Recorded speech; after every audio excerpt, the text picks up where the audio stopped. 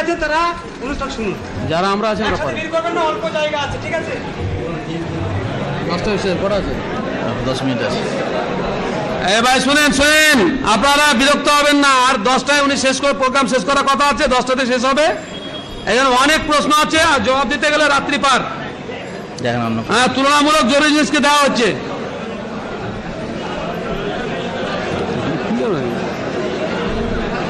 খাওয়ার ঘোষণা দিলে হাত ঠিক থাকে, বলেন না। মেয়েরা এতেকাফ করতে পারে কি? এতেকাফ সব থেকে কম কতদিন করতে পারে? দুটো প্রশ্ন। মেয়েরা এতেকাফ করতে পারে, আল্লাহর নবীর যুগে মেয়েরা এতেকাফ করেছেন। আর সব থেকে কম এতেকাফ করা যায় এক রাত্রি। সূর্য ডোবার আগে ঢুকবেন, সূর্য ওঠার পরে বের হবে। প্রশ্নটা জরুরি নয়, ওটা জায়েজ আছে। ধার নিলে জায়েজ আছে, ঋণ নিলে জায়েজ আছে, এমনি সরাসরি খরচ করতে পারে না। এখানে একটা প্রশ্ন করেছে, খুব গুরুত্বপূর্ণ প্রশ্ন। আমি এখন আব্দুল আহমদ ভাই কি বলুন আমি জানি না। গুরুত্বপূর্ণ প্রশ্ন হচ্ছে, বিশেষ করে সালেহ আল হোসাইমিনের মানে ফতোয়ার পরিপ্রেক্ষিতে আমরা খুব এটাকে স্পর্শকাতর হিসাবে জানছি। এই ভাই কথা বলছেন, খুব গুরুত্বপূর্ণ একটা প্রশ্ন শুনেন।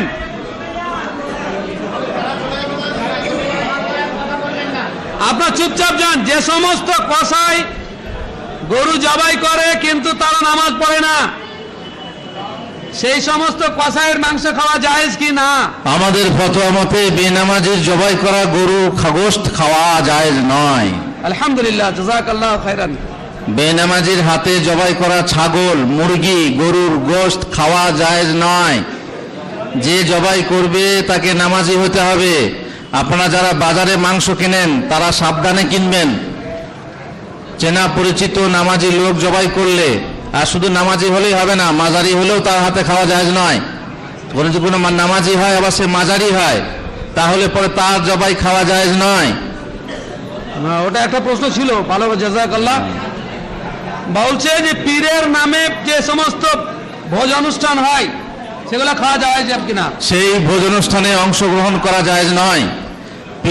পীরকে কেন্দ্র করে যদি কোনো মেলা হয়, সে মেলা দেখা, সে মেলায় মিষ্টি খাওয়া জায়েজ নয়। কোনো মূর্তিকে কেন্দ্র করে যদি কোনো মেলা হয়, কোনো ভোজ অনুষ্ঠান হয়, কোনো সেখানে যাওয়া, সেখানে অংশগ্রহণ করা, সেখানে কোনো জিনিস কেনা, সেখানে কোনো মিষ্টি খাওয়া জায়েজ নয়।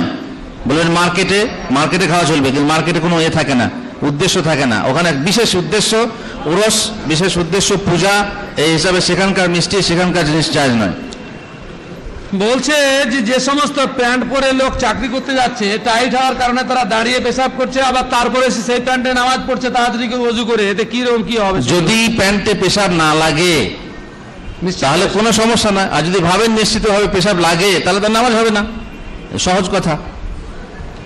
যদি দাঁড়িয়ে, হ্যাঁ বলেন, লাইলাতুল কদরের রাত্রিগুলোতে কোরআন তেলাওয়াত করলে কি রাত জাগা হবে? শুধু কোরআন তেলাওয়াত? শুধু কোরআন তেলাওয়াত না, লাইলাতুল কদর জাগতে হবে সমস্ত ইবাদতের মাধ্যমে। নামাজ হবে, তেলাওয়াত হবে, তাসবিহ হবে। 73 ফেরকার মধ্যে কোন ফেরকা জান্নাতি? 73 ফেরকার মধ্যে একটা ফেরকা জান্নাতি। সেই ফেরকা সম্পর্কে জিজ্ঞাসা করলে মুহাম্মদ রাসূলুল্লাহ সাল্লাল্লাহু আলাইহি ওয়াসাল্লাম বললেন, মা আনা আলাইহিল ইয়াউম আনা ওয়া আসহাবি, মানে আজকের দিনে আমি এবং আমার সাহাবারা যে মতাদর্শের উপরে প্রতিষ্ঠিত আছি, সেই মতাদর্শে যারাই প্রতিষ্ঠিত থাকবে সেই দলই জান্নাতি হবে, বাকি সব জাহান্নামী। মোবাইলের মাধ্যমে ছবি তোলা জায়েজ কিনা? মোবাইলের মাধ্যমে তুলছে, ওই যে ভিডিও ক্যামেরার মাধ্যমে তুলছে, এই কথা আপনারা গত প্রোগ্রামে গত 3 বছর আগে এ নিয়ে খানিক ঝামেলা হয়েছিল, আপনারা শুনেছেন। আমাদের মতে এটা কোনো অসুবিধা নয়, জায়েজ। বর্তমান বিশ্বে এর একটা দাওয়াতি পদ্ধতি এবং এর সিডির মাধ্যমে, ইন্টারনেটের মাধ্যমে। আমি এই কথা প্রসঙ্গে বলে দিই, আমার ইন্টারনেটে যারা ইন্টারনেট ব্যবহার করেন, যাদের কম্পিউটার আছে, যে ভাইরা ইন্টারনেট ব্যবহার করেন, তারা আমার কাছ থেকে আমার ওয়েবসাইটের ঠিকানা নিয়ে যাবেন। সেই ইন্টারনেটে আমার সমস্ত বই ভরা আছে এবং অনেক ভিডিও আছে। আপনারা যদি বই না কিনেন, ডাইরেক্ট ইন্টারনেটে সেই ওয়েবসাইট খুলে আপনারা আমার বই পড়তে পারেন। যারা ইন্টারনেট ব্যবহার করেন তারা আমার কাছে আমার ওয়েবসাইটের ঠিকানা নিয়ে যাবেন। ঈদগাহ আজকাল ব্যাপকভাবে আমাদের দেশে ঈদগাহ প্রাচীর দিয়ে ঘেরা হচ্ছে, রংচাং করা হচ্ছে, এ ব্যাপারে শরীয়তের বিধান কি? শরীয়তের বিধান মাসলাহাতের বিধান। যদি ঈদগাহ আপনার ক্ষতিগ্রস্ত হচ্ছে, পশুর পায়খানা কিংবা মানুষের পায়খানাতে সেটা অপবিত্র হচ্ছে, অপরিচ্ছন্ন হচ্ছে, সেক্ষেত্রে আপনি ঘিরে তার হেফাজত করতে পারেন, এতটুকুই। বাকি এতে বেশি পয়সা খরচ করা, রংচঙ্গে করা, একদম মজাক করা, এসব কাজ যেখানে বছরে মাত্র 2টি দিন নামাজ পড়বেন সেখানে এত পয়সা ব্যয় করা অপচয়। এখানে একটা প্রশ্ন করেছে, উত্তরাধিকারী যারা মরার পরে ওয়ারিস হচ্ছে, ওয়ারিসের সংখ্যা একাধিক আছে, মানে কিছু ওয়ারিসের জন্য ওসিয়ত করতে চাই, বাকি ওয়ারাসাদের সম্মতি নিয়ে, এটা জায়েজ কিনা? সম্মতি যদি থাকে তাহলে জায়েজ। জায়েজ, হ্যাঁ, সম্মতি থাকলে জায়েজ। কথাটা বুঝতে পারলেন?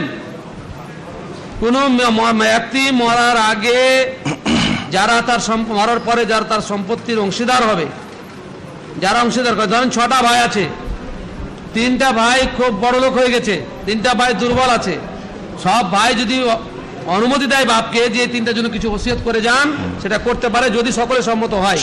না করলে, একজন যদি অসম্মত হয় করা যাবে না।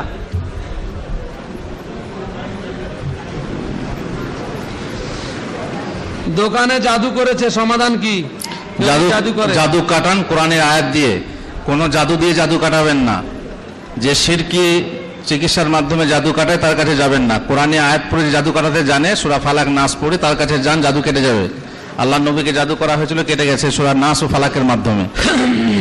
এটা একটা লম্বা প্রশ্ন, আমি খুব সংক্ষেপে বলছি যে পথ দুটি হক ও বাতিল, পণ নিয়ে বিবাহ করলো না হক পন্থায়, তো তাদের ছেলে মেয়ে না হক পন্থায় বিবাহ করলে তাদের সন্তানাদি কি হবে?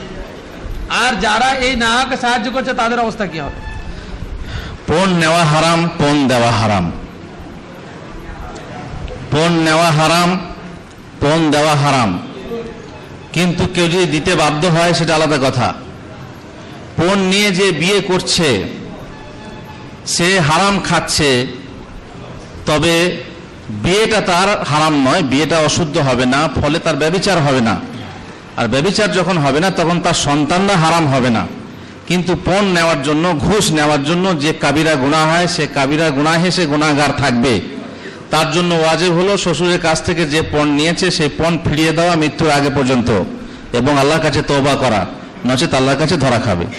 কোন মুশরিকের দান গ্রহণ করা যাবে কিনা? মুশরিকের দান গ্রহণ করতে পারেন, আপনার ব্যক্তিগত খাতিরে, মানবতার খাতিরে আপনি মুশরিক দান গ্রহণ করতে পারেন, যদি দেখেন যে সেটা হালাল পয়সা, তাহলে গ্রহণ করাতে দোষ নেই। কিন্তু কোনো ইসলামের খাতিরে, কোনো মসজিদের জন্য, মাদ্রাসার জন্য গ্রহণ করতে পারেন কি না, এখানে ওলামারা বলছেন যদি দানের প্রতিদান দেওয়ার ভয় না থাকে, তার মানে আপনি যখন মসজিদের জন্য দান নিলেন, চাঁদা নিলেন, তখন হয়তো মন্দিরের জন্য চাঁদা চাইতে আপনাকে দিতে হবে। এই ক্ষেত্রে মন্দিরের জন্য চাঁদা দেওয়া আপনার কোনো প্রকারে বৈধ নয়। শিরকের সহযোগিতা করা আপনার জন্য কোনো প্রকারে বৈধ নয়। এবারে একজন মুশরিক যখন আপনাকে চাঁদা দেবে, দান দেবে, তখন তার প্রতিদিনে মুশরিককে আপনি সহযোগিতা করবেন, এটা হতেই পারে না। এই আশঙ্কা থাকলে ওলামারা বলছেন যে মুশরিকদের দান গ্রহণ করা জায়েজ নয়। এখানে বাড়তি একটু সংযোজন করি, বলেন। সেটা হচ্ছে যে মুসলিম হোক অমুসলিম হোক, তার অর্থ যদি বৈধ পন্থায় উপার্জিত হয় তাহলে তার দান গ্রহণ করা যেতে পারে। আর একজন মুসলিম যদি হারাম উপার্জনকারী হয়, শুধু মুসলিম হওয়ার জন্য তার দান নেওয়া যাবে না। অনুরূপ ভাবে কোনো অমুসলিম যদি তার দান অবৈধ হয়, আপনি জানেন যে লোকটা বৈধ উপার্জন করে, তবেই তার দান গ্রহণ করেন যদি প্রয়োজন পড়ে, নচেত নয়। কেননা কোনো হারাম অর্থের দ্বারা কোনো ইবাদত হবে না, কোনো ভালো কাজ হবে না, কোনো মসজিদ হবে না, কোনো কিছু না। আমাদের দেশে চোখ বন্ধ করে যে সকলের দান নেওয়া অভ্যাস হয়ে যায়, মৌলবীদের সকলকে জান্নাতে পাঠানো অভ্যাস হয়ে গেছে, এটা পরিত্যাগ না করতে পারলে হক প্রতিষ্ঠা হবে না। এটা পরিষ্কার মনে রাখেন, কারণ আল্লাহ তাআলা হারাম অর্থ গ্রহণ করেন না। বুনিয়াদী শর্ত এটাই যে যার দান গ্রহণ করছেন তার কাছে শর্ত দেন যে আপনি বৈধ পন্থায় উপার্জিত পয়সা এখানে দেন, নচেত নয় যে সে দান করলো, মোটা টাকা দান করলে বা জান্নাতে ভরে দিলাম, খালাস। ইসলামী শরীয়তে পুরুষদের জন্য সোনা পরা হারাম কেন? সোনা পরা হারাম কেন? সোনা সাধারণত দামি জিনিস, এতে অহংকার সৃষ্টি হয়। বলবেন মহিলাদের তো সৃষ্টি হয়, মহিলাদের মধ্যে সেটা নয়, সৌন্দর্যের জন্য স্বামীর কাছে এই অলংকার পরা বৈধ করা হয়েছে, বাকি হিকমত আল্লাহ জানেন। অহংকার বৃদ্ধি করে বলে পুরুষের জন্য সোনা পরা হারাম। এখানে মানে একটা প্রশ্ন ঘুরে ঘুরে এসছে যে বিবাহ মসজিদে আমাদের দেখে যে উকিল ঠিক করছে এবং পড়াতে যাচ্ছে, এটা কদ্দূর ঠিকই? आप कौन हो? मैं वकील हूँ। बीबी बालेगा है সাক্ষী কবার শুনেছো? আপনারা শুনেছেন বিবি হুঁ বলেছে? হ্যাঁ বলেছে। এখন পর্দার আড়ালে বিবি হুঁ বললো না বিবির খালা বললো, তার হুঁশ নেই। আপনারা ঘটনা শুনে থাকবেন, আমি নিজের কানে শুনেছি। বলছে আমি হুঁ দিই নাই, আমি বারবার বলছে হ্যাঁ কবুল করলে, কবুল করলে, বলছে আমি লজ্জাতে কিছু বলতেই পারছি না, শেষকালে আমার খালা বললে হুঁ। এটা সত্যি ঘটনা।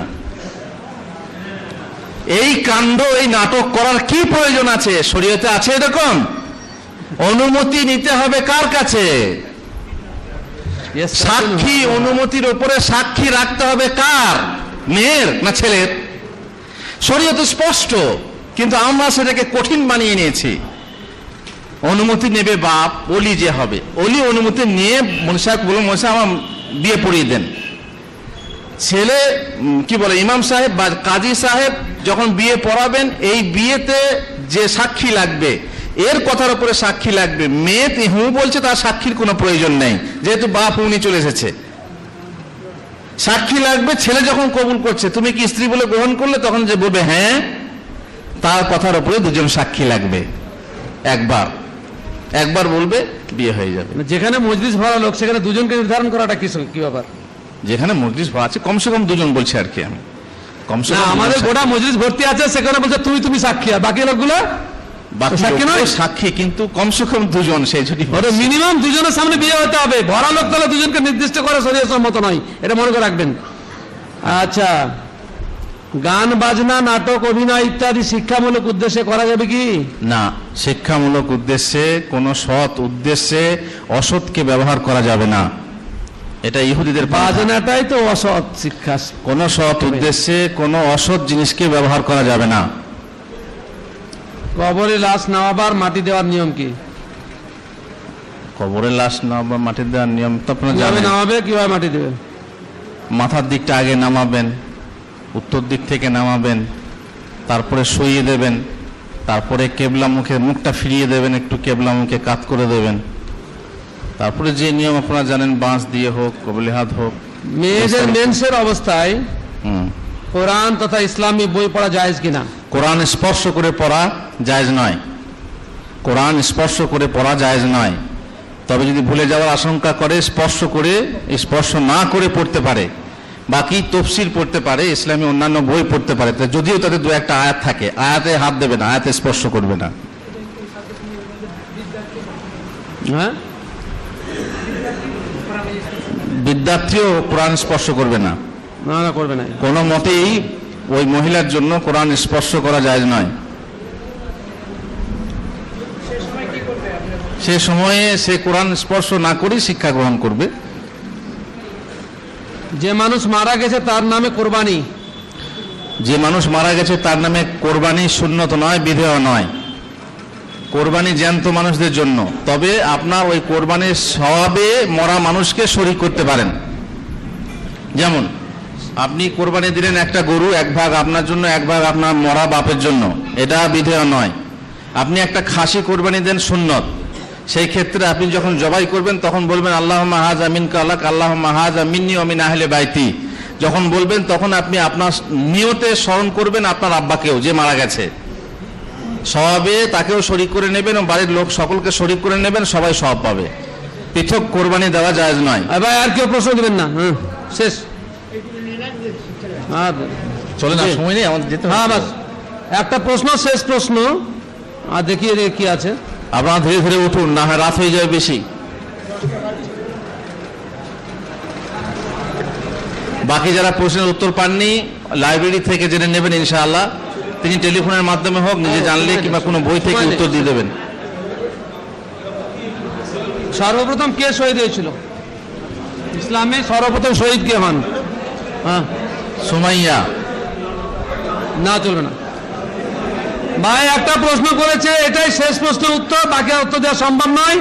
লিখেছে দাড়ি রাখার পরিমাণ কত, হুকুম কি, এবং যার দাড়ি কাটে তাদের পিছনে নামাজ।